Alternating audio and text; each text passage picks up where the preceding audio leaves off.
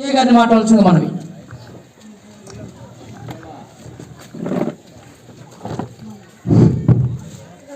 ఈ ప్రోగ్రామ్ని ఏర్పాటు చేసిన మన మనోజ్కి, అలాగే ఈ అవేర్నెస్ క్యాంప్కి వచ్చిన తోటి మా సర్కిల్ సాగర్ ఎస్ఐ గారికి, అలాగే ప్రెసిడెంట్ గారికి, మన మాజీ ప్రెసిడెంట్ గారికి, ఈ పసుపేమల గ్రామ ప్రజలకు నా నమస్కారాలు. ఇలాంటి కార్యక్రమాలు రెగ్యులర్గా జరుగుతూ ఉండాలి.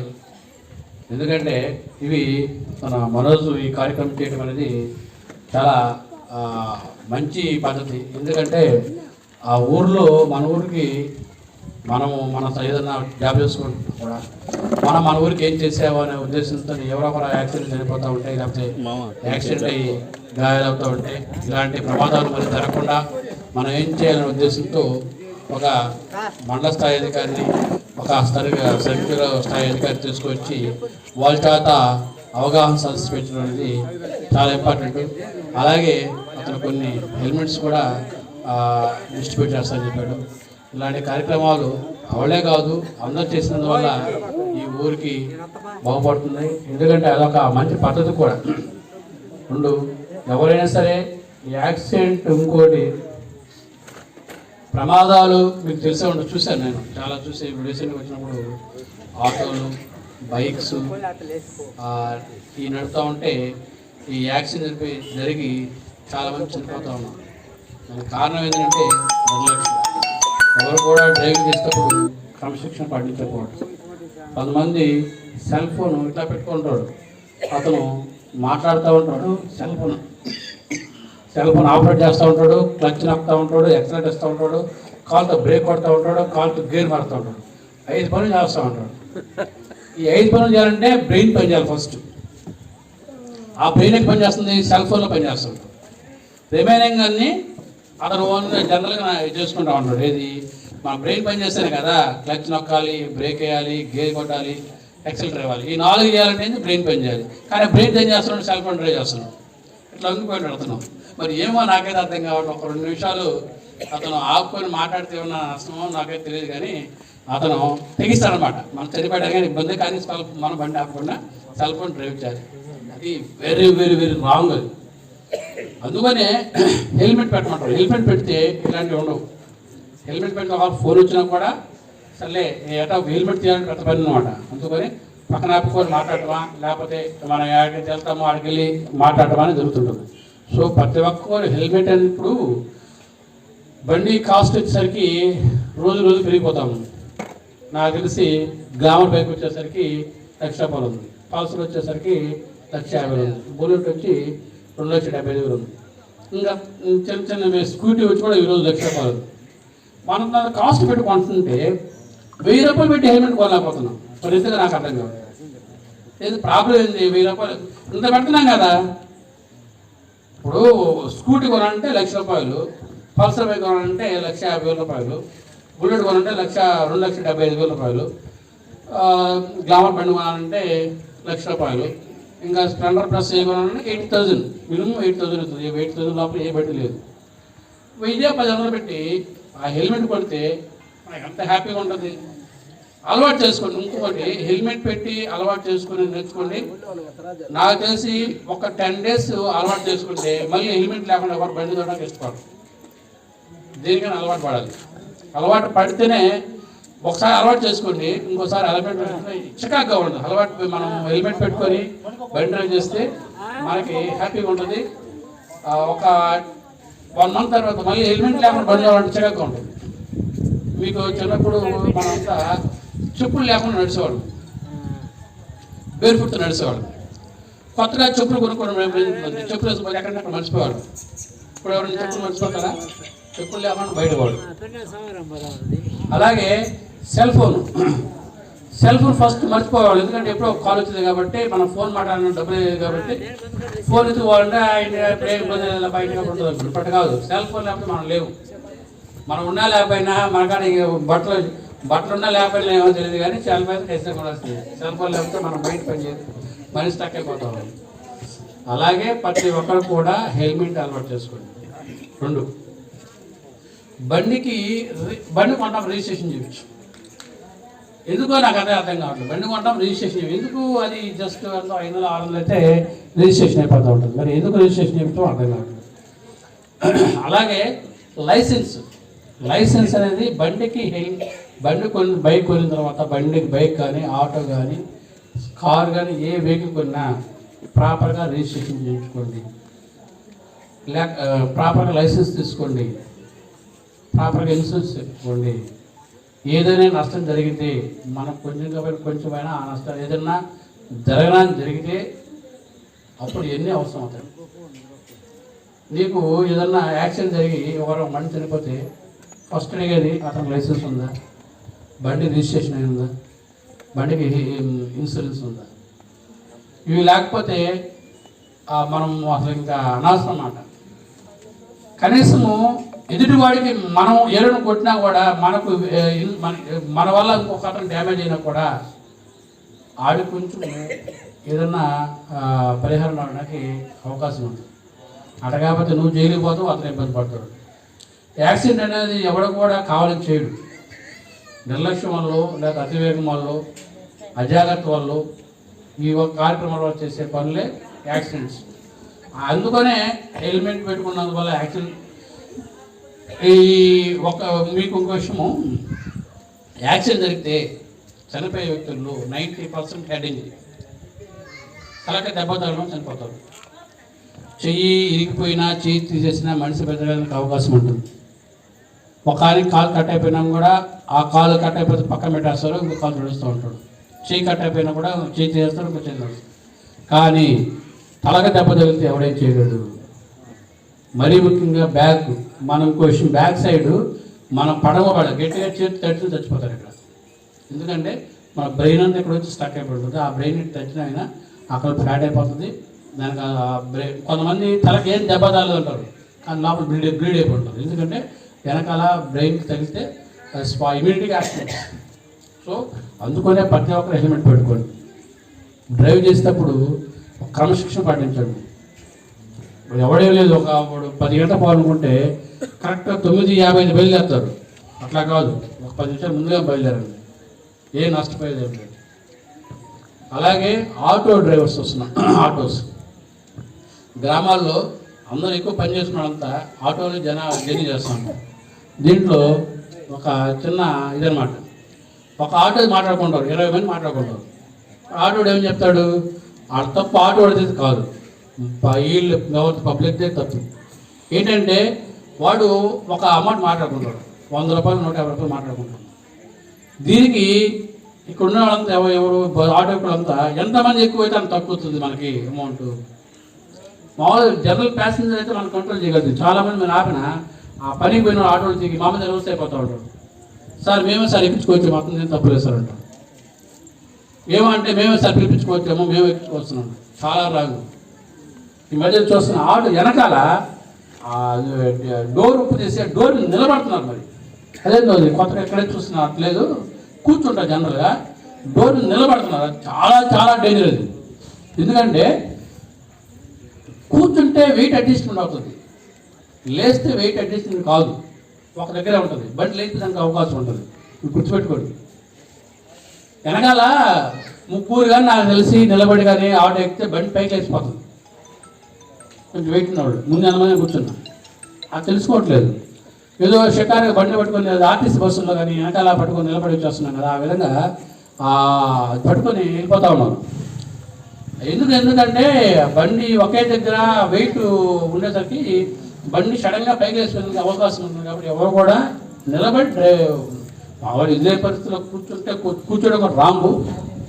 ఒకవేళ విధివేల పరిస్థితుల్లో కూర్చుంటే నిలబడబాకండి. నిలబడి అనవసరంగా మీరు తెచ్చుకోకండి. అలాగే పైలట్ డ్రైవింగ్ జనరల్గా ఆటో డ్రైవర్కి ఈ పక్క ఒకరు ఈ పక్క ఒకటో రీజనబుల్, ఎవరేం చేయలేదు. కానీ ఈ పక్క ముగ్గురు ఆ పక్క ముగ్గురు ఉంటాడు. ఆటో డ్రైవరు ఎంత స్థలంలో కూర్చో ఉంటాడు, అతను ఒక తొడ మీద కూర్చో ఉంటాడు, మొత్తం వదిలేసి ఉంటాడు. బ్రేక్ ఎక్కడుంటో తెలియదు, యాక్సిడెంట్ ఎక్కడుంటో తెలియదు, అతను మళ్ళీ దానికి ఫోన్ అవుతుంది. ఇది అంటే మనము మన ప్రాణాలతో చెలగాట పడుతున్నాం అంతే. మన ప్రాణాన్ని చలగడంగా ఆడుకొని పోతా ఉన్నాము. అది ఎక్కడ డ్యామేజ్ అయితే మొత్తం ఆటో అంతా వాష్ అవుట్ అవుతాం. ఈరోజు అక్కడ బస్సు ఒకటి లారీ కొట్టేస్తే 10 మంది అని పేరు కావాలి దగ్గర. అందుకని నిర్లక్ష్యంగా డ్రైవింగ్ చేయడం కానీ ఎవరు కూడా జాగ్రత్తగా పోండి. ఎందుకంటే మన మీద మన కుటుంబం బాధపడి ఉంటుంది. అర్థమైందా? ఎందుకంటే యాక్సిడెంట్ ఇప్పుడు దెబ్బ తగిలిందని ఇక్కడే తగులుతుంది, యాక్సిడెంట్ ఒళ్ళంతా వదిలిపోతుంది. దెబ్బకు తగ్గవచ్చు. ఇప్పుడు కరదర్శనం కొడితే ఇక్కడ దెబ్బ తగ్గుతుంది, బాడీ అంతా వైబ్రేషన్స్ రావు. కానీ మనిషి పడితే దెబ్బకు తగిలితే బాడీ అంతా వదులుతుంది. ఈ షాక్ నుంచి కోలుకోవడం 1 month పడుతుంది. అందుకనే ప్రతి ఒక్కరు కూడా ఈ యాక్సిడెంట్ అనేది మన చిన్న నిర్లక్ష్యం వల్ల, ఒక నిర్లక్ష్యం వల్ల అజాగ్రత్త వల్ల చేసే పనుల్ని జాగ్రత్తగా చేసుకుంటే ఈ యాక్సిడెంట్ని నివారించవచ్చు. ప్రతి ఒక్కరు కూడా లైసెన్స్, బండికి రిజిస్ట్రేషన్స్, బండికి ఇన్సూరెన్స్ కంపల్సరిగా చేర్చుకొని ఎవరు కూడా ప్రమాదాలకు గురికోకుండా ఉంటారని కోరుకుంటూ ఈ కార్యక్రమాన్ని ఏర్పాటు చేసిన మన మనోజ్కి మరొకసారి ధన్యవాదాలు తెలుపుకుంటున్నాను. ఈ అవకాశం ఇచ్చిన గ్రామ ప్రజలకి ధన్యవాదాలు తెలుపుకొని ముగిస్తున్నాను. Thank you. ఇప్పుడు ఆటో డ్రైవర్ మీరు 6 మంది నలుగురిని ఎక్కించాలి మీ ఆటోలో. దానికి మీరు 6 మందిని 7 మందిని ఎక్కించినా మేము చూసినట్టే ఉంటాం. అదే మీరు 16 మందిని 18 మందిని ఎక్కిస్తే మాత్రం జరిగే నష్టం అంటే, సార్ నేను ఇప్పుడు ఒక 5 years నుంచి 6 years నుంచి ఆటో నడుపుతున్నాను సార్, ఎప్పుడేం ప్రమాదం జరగలేదు సార్, నేను చాలా జాగ్రత్తగా ఉంటాను అని చెప్పి మీరు అనుకోవచ్చు. కానీ ప్రమాదం చెప్పి వస్తుందా? ఎటు పక్క నుంచైనా ఎప్పుడైనా ప్రమాదం జరగవచ్చు. ఆ ప్రమాదం జరుగుతుంది అని మనం రెడీగా ఉండాలి. మనం జాగ్రత్తలు తీసుకోవాలి. ఇట్లాంటి చిన్న చిన్న జాగ్రత్తల వల్లే మనం కొన్ని ప్రాణాలను నిలబెట్టచ్చు. ఏమిటి ఇప్పుడు చెప్పాను కదా, హెల్మెట్ ఖచ్చితంగా వాడటం, స్పీడ్ 60 నుంచి 70 లోపే వెళ్ళటం, ఆటో అయితే 6 మంది 7 మందితో వెళ్ళటం, మందు వైన్ తాగి బండి నడపకుండా ఉండటం, ట్రిపుల్ రైడింగ్ ఎక్కకుండా ఉండటం, ఇట్లా చిన్న చిన్న జాగ్రత్తల వల్లే చాలా విలువైన ప్రాణాన్ని నిలబెట్టచ్చు అన్నమాట. అది మనందరికి తెలిసిందే. కానీ మనకున్న హడావుడి వల్ల, బిజీ లైఫ్ వల్ల, అరే త్వరగా వెళ్ళాలి అనే ఆతృత వల్ల మనం మన ప్రాణం అంటే లెక్కలేని కాలంతో నెగ్లెక్ట్ చేసి ప్రమాదాలకు గురై ప్రాణాలు కోల్పోతున్నాం. ఇప్పుడు చెప్పాను కదా మీ అందరికి ఒకటి, చావు ఒక్కటే, పక్షపాతం లేకుండా అందరికీ ఈక్వల్గా వస్తుంది. మిగతా ప్రతి ఒక్కటి, ఒక మనిషి మన ఇంటికి రావాలన్నా అతను ఆలోచిస్తాడు ఏమని, ఇతనికి డబ్బులు ఉన్నాయా, ఇతనికి అప్పులు ఏమైనా ఉన్నాయా, నేను ఈ ఇంటికి వెళ్తే నన్నేమన్నా డబ్బులు అడుగుతురా, ఇతనితో నేను సరిగా ఉంటే రేపు ఏమన్నా అవసరం వచ్చి డబ్బులు అడగడం కానీ ఇంకో ఫేవర్ కానీ ఏదన్నా నన్ను చేయమంటాడా అంటాడు. మీ సొంత బంధువులు కానీ స్నేహితులు కానీ వీళ్ళు కూడా మీ ఇంటికి రావాలంటే ఆలోచిస్తారు. కానీ చెప్పాను కదా, చావు అనేది అందరికీ ఈక్వల్గా పక్షపాతం లేకుండా వస్తుంది. అది మామూలుగా హెల్త్ బాగాలేకపోయినో, వయసు అయిపోయో, ఇంకో విధంగా వస్తే ఓకే. కానీ రోడ్డు ప్రమాదాల వల్ల రాకూడదు అనేది మనం గట్టిగా ప్రతిజ్ఞ తీసుకున్నాం. రోడ్డు ప్రమాదాల వల్ల మాకు ఎటువంటి ప్రమాదం జరగదు, మేము జాగ్రత్తగా ఉంటాం. రోడ్డు ప్రమాదాల వల్ల మా ప్రాణాలు మేము రిస్కులో పెట్టుకోకుండా జాగ్రత్తగా ఉంచుకుంటామని, అది మీకు ఎవరికి వాళ్ళు సెల్ఫ్గా ఆలోచించితే తప్ప నేను చెప్తానో, పోలీసులు చెప్తానో, మా సీఏ గారు చెప్తానో, ఇంకోళ్ళు చెప్తానో మీ వేగాన్ని మేము ఆ టైంలో కంట్రోల్ చేయలేము. ఇప్పుడైతే చెప్తాం, మీకు కూడా ఈరోజు బాగానే ఉంటుంది, రేపు మళ్ళీ 2 రోజుల తర్వాత 3 రోజుల తర్వాత మర్చిపోతారు. మీకు అర్జెంట్ వర్క్ మార్చిలో పడుతుంది. బండి 90, 100 కొత్త పల్సర్ కూడా ఉంటారు, 100 లేపుతారు, హైవే కదా బాగుంది, హెల్మెట్ ఏముండదు. నువ్వు ఆ బండిని కంట్రోల్ చేయాలన్నా ఆ బండి రోడ్డు మీద స్కిడ్ మార్క్ చేసి కింద పడిపోతుంది. అంటే మీకు చెప్పేది ఏంటంటే, మీరు మాత్రమే ఎవరైతే రోడ్డు మీదకి వెహికల్ తీసుకొని వస్తారో, లేదా ఆటో తీసుకొని, లారీ తీసుకొని, మీ బైకులు తీసుకొని వస్తారో, మీరు స్వతహాగా అనుకుంటే తప్ప మీ ప్రాణాన్ని మీరు కాపాడుకోలేదు. మీరు స్వతహాగా ఎవరికి వాళ్ళు అరే నా ప్రాణం చాలా విలువైంది, నా కుటుంబానికి అవసరం, నా పిల్లలు, నా భార్య, మా అమ్మ నాన్న నా మీద ఆధారపడి ఉన్నారు,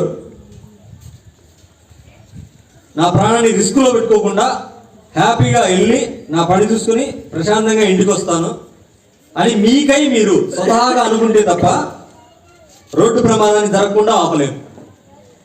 లేదా పోలీసులు చెక్ చేస్తున్నారనో, లేకపోతే స్పీడ్ బ్రేకర్లకు అడ్డంగా బోర్డులు పెట్టామనో, ఇంకా ఏ విధంగానూ మేము మిమ్మల్ని కంట్రోల్ చేయటం కొంచెం కంట్రోల్ చేయగలం కానీ ఎక్కువ కంట్రోల్ చేయలేము. ఆటో డ్రైవర్లు కూడా నేను చెప్పేది ఏంటంటే, మీరు స్వతహాగా ఒక ట్రిప్ దగ్గర 2 ట్రిప్పులు చేయండి. ఇప్పుడు మన వ్యవసాయ కూలీలకు పనులకు కూలీలు తీసుకెళ్తా ఉంటారు.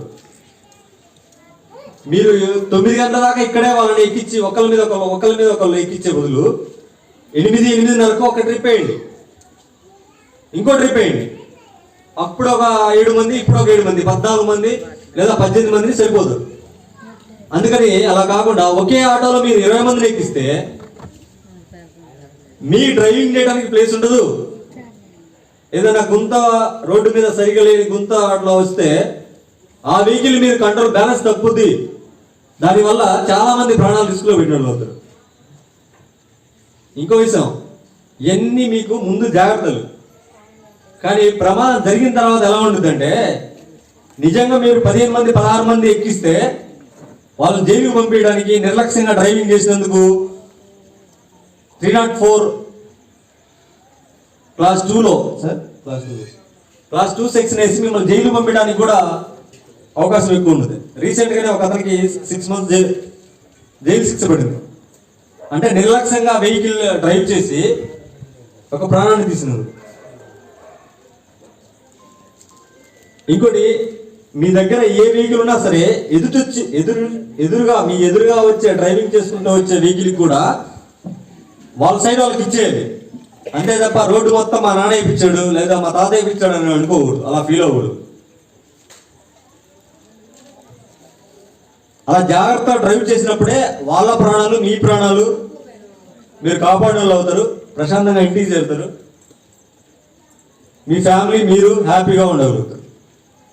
ఇంకా మన మనోజ్ ఈ హెల్మెట్ పంపిణీ కార్యక్రమం పెట్టి మన గ్రామంలో మోటార్ సైకిళ్ళు, ఆటోలు, కారు డ్రైవ్ చేసే వాళ్ళకి మన మాస్టర్ సిఐ గారు సురేష్ గారు మరియు మన సాగర్ ఎస్ఐ కొండారెడ్డి గారు ఇచ్చేస్తున్నారు. మరియు మన గ్రామానికి రావడానికి ముఖ్యంగా మన మనోజ్ గారు ఈ ప్రోగ్రాం చేశారు. మరి ఇలాంటి అవేర్నెస్ ప్రోగ్రామ్స్ పెట్టినందుకు మనం అందరం ఎంతో శ్రద్ధగా విని, మరి ఇప్పుడు దాకా ఎస్ఐ గారు సార్ గారు చెప్పారు, కొండారెడ్డి గారు సార్ ఎస్ఐ గారు, మరి గత సంవత్సరంలో మన గ్రామంలోనే శ్రీను అనే అతను చనిపోయాడు రోడ్డు ప్రమాదంలో. మన ఊరు దగ్గర, మన ఊరు ప్రక్కనే, మన కాలకట్ట మీదనే.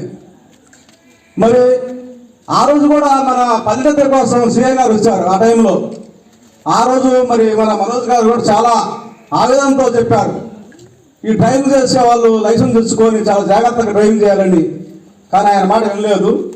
విన్నాము ఈ మధ్య కాలంలో 2-3 నెలల క్రితం కూడా మళ్ళీ శ్రీను అనే వ్యక్తి చనిపోయారు. చూడండి, మరి మన నిర్లక్ష్యం.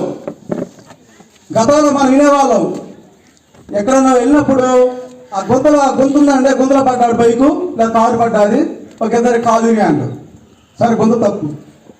తర్వాత ఇంకో ఊరికి వెళ్ళినప్పుడు కుక్క వచ్చింది సార్, కుక్క తెలియదు, కుక్క తల్లి తలకాయ అయిపోయింది అన్నారు, అది కుక్క తప్పే.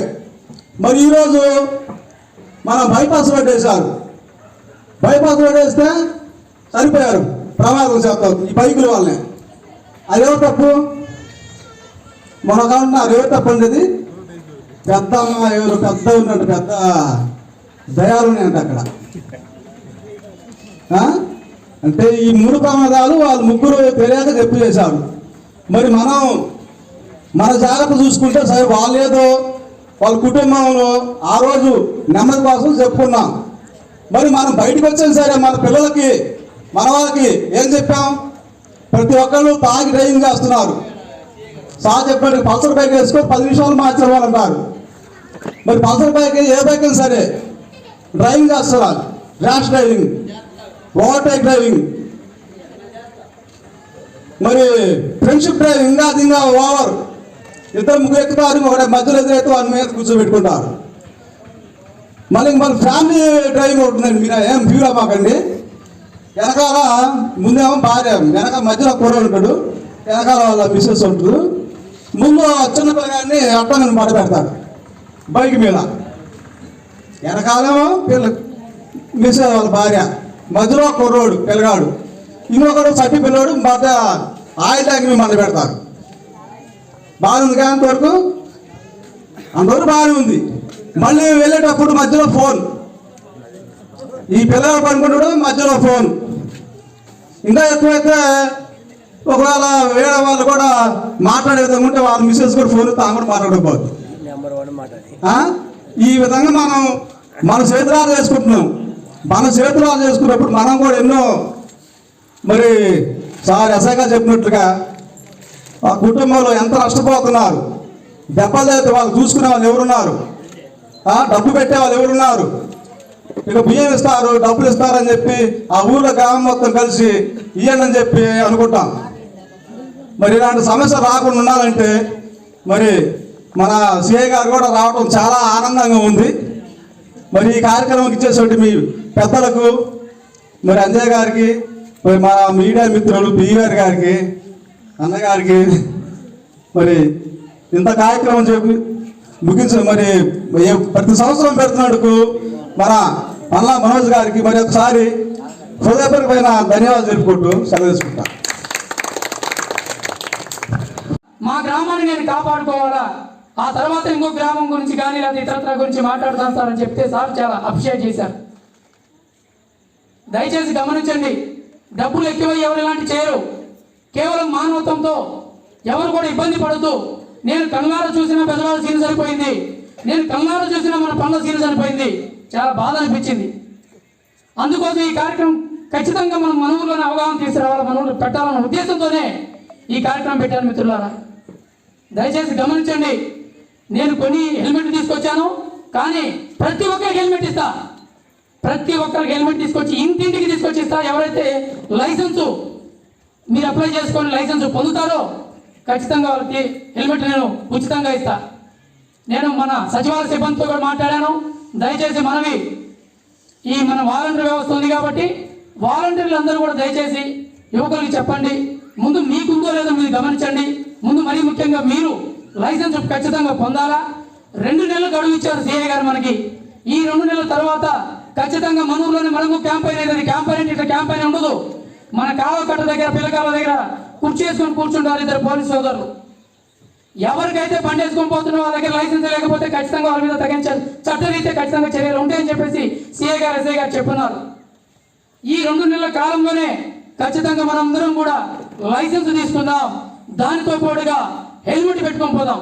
కొంతమంది ఫీల్ అవ్వచ్చు, నేను లింగి కట్టుకున్నా, నేను ప్యాంట్ వేసుకోలేదు, లింగి కట్టుకుని ఎట్లా హెల్మెట్ పెట్టుకోవాలి. ప్రమాదానికి నువ్వు లింగి కట్టుకున్నావా, నువ్వు ప్యాంట్ వేసుకున్నావా తెలియదు. నువ్వు హెల్మెట్ పెట్టుకొని చిన్నగా ఒక 50-60 స్పీడ్లో పోతున్నావు మాత్రం తెలుస్తుంది ఆ భగవంతుడికి కానీ ప్రాణానికి, ఈ ప్రాణానికి కానీ. కాబట్టి మిత్రులారా, ఈ అవకాశాన్ని ప్రతి ఒక్కరు కూడా సద్వినియోగపరచుకోండి. మరలా ఇలాంటి అవకాశం రాదు. నేను ఇందాక కూడా చెప్పాను, పోలీసు డిపార్ట్మెంట్కి చాలా ఇప్పుడు సమయం లేని రోజులు. అలాంటిది కేవలం మన కోరిక మేరకు సర్కిల్ ఇన్స్పెక్టర్ గారు కానీ, ఎస్ఐ గారు కానీ మన కోరిక మన్నించేకి వచ్చారు. వారికి మనందరి తరఫున, గ్రామ పెద్దల తరఫున, గ్రామ ప్రజానికం తరఫున, మనందరి తరఫున ఉద్యోగస్తులు మ్యాక్సిమం వాళ్ళు పకడ్బందీకి వెళ్తారు కాబట్టి మొత్తం కవర్, ఫేస్ కూడా కవర్ అయ్యేలాగా మొత్తం హెల్మెట్ ఉంటుంది. కానీ మన వాళ్ళు పెట్టుకోవడానికి కొద్దిగా ఫీల్ అవుతారు, మీకు కంఫర్టబుల్గా ఉండదు అనే ఉద్దేశంతో ఒక మంచి కాస్ట్లీ ఇది హెల్మెట్ ఎందుకు తీసుకొచ్చినామంటే, కింద లేకుండా పైన మీకు సపరేట్గా మీకు ఎదురు రాళ్ళు కానీ లేకపోతే దోమలు కానీ చెత్త కళ్ళకి తగలకుండా దీనికి ఒక కింద ఒక అద్దంతో కూడినటువంటి రక్షణ, అద్దంతో రక్షణ కూడా ఒకటి ఇవ్వడం జరిగింది. మీరు చాలా జాగ్రత్తగా వాడుకోండి. బిచ్చాల గోపి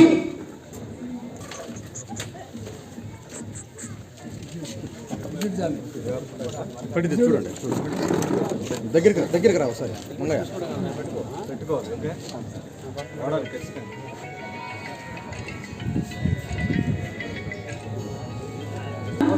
బిచ్చర్లాని కొడుకు రామారావు ఓపెన్ చేయండి దాన్ని ఓపెన్ చేయండి దయచేసి తీసుకోండి వెళ్తావా వెళ్ళండి నర్సింగ్ తిలక్ పట్టుకోండి సార్ ఒక్క నిమిషం పట్టుకోండి దగ్గరికి రా రంగయ్య అన్న ఒకసారి కొంచెం ట్రెండ్ కనపట్ల ఓకే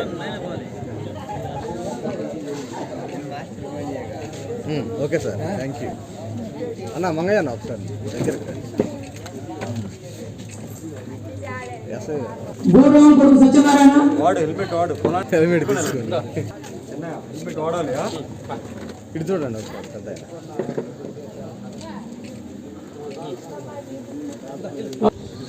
శరగ చెన్నకేశులు తండ్రి పెద్ద సుబ్బయ్య వచ్చాడా రాలేదా? రాని వాళ్ళు కాపండి, మనం ఇద్దాం తర్వాత. రాలేదా? నెక్స్ట్ మట్టపల్లి పుల్లయ్య, మాణిక్యాల కొడుకు పుల్లయ్య.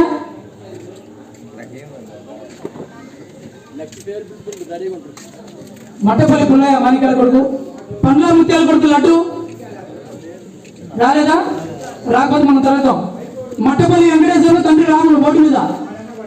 మట్టపల్లి వెంకటేశ్వరులు తండ్రి రాములు పక్కన పెట్టిన తర్వాత ఇద్దాము. పోచిమల్ల శ్రీను ఎల్లయ్య కొడుకు బోర్డు మీద.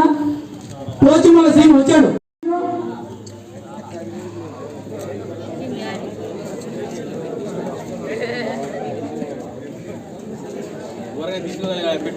కన్నా శ్రీను పెద్దల మంది కొడుకు. శర్క బ్రహ్మం శర్కంకయ్య మనోడు.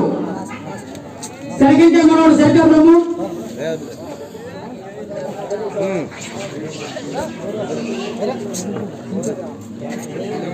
సత్యనారాయణ నడిస్తుంది. శరక బ్రహ్మం శరకంకే మనోడు. ఉప్పలపాటి శనికేశ్వరులు దాసే కొడుకు. ఉప్పలపాటి శనికేశ్వరులు దాసే కొడుకు.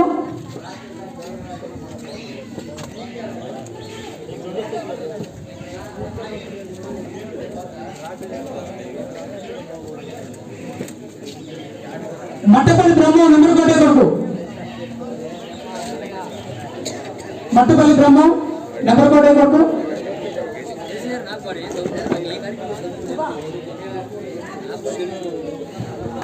బోల రామారావు. బోల రామారావు.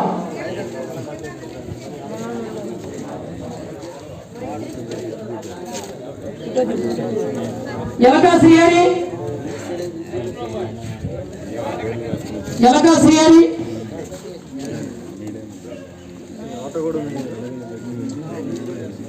కొంచెం ఇట్రా.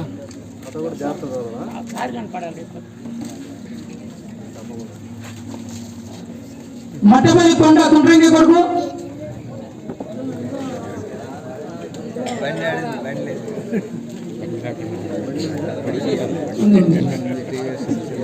కర్రా చక్రబాబు.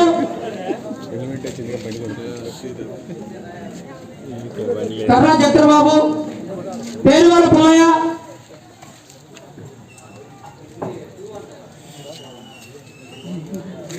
సర్పంచ్ గారు చేతులు మీద.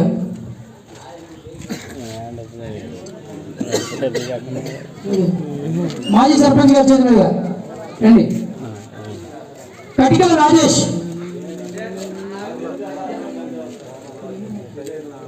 కటికల రాజేష్ రాలేదా?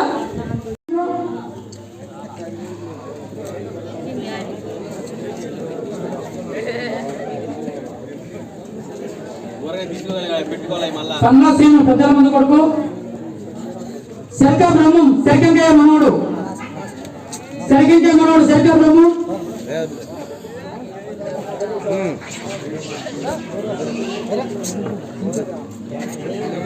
సత్యనారాయణ నడిస్తుంది. శరక బ్రహ్మం శరకంకయ్య మనోడు. ఉప్పలపాటి శనికేశ్వరులు దాసే కొడుకు. ఉప్పలపాటి శనికేశ్వరులు దాసే కొడుకు.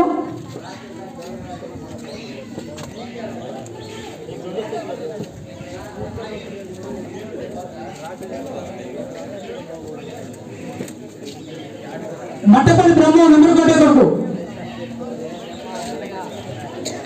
మట్టుపల్లి బ్రహ్మం నెంబర్ కోడ్ కొరకు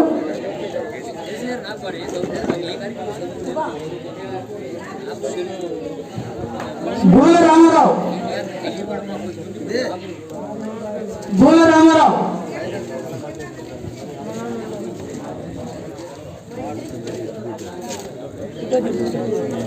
ఎలకా శ్రీహరి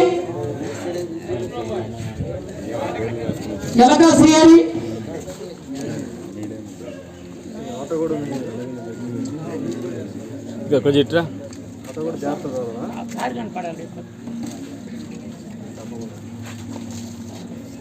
మట్టపల్లి కొండ కుంట్రంగి కొడుకు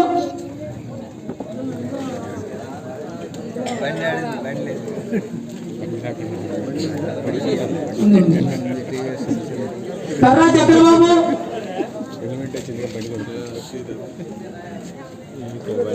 చక్రబాబు పేరువాల పుల్లయ్య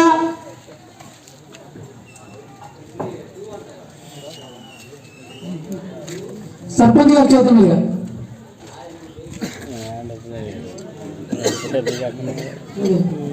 మాజీ సర్పంచ్ గారు చేతులు మీద రండి కటికల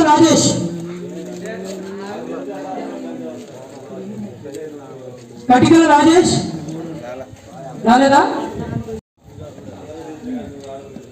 దోసపాటి నాగయ్య తండ్రి గోవిందు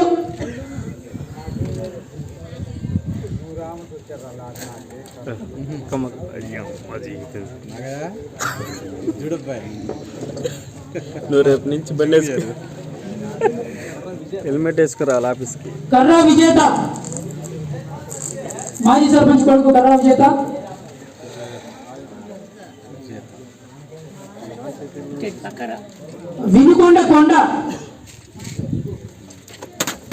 వినుకొండ రాముల కొడుకు కొండ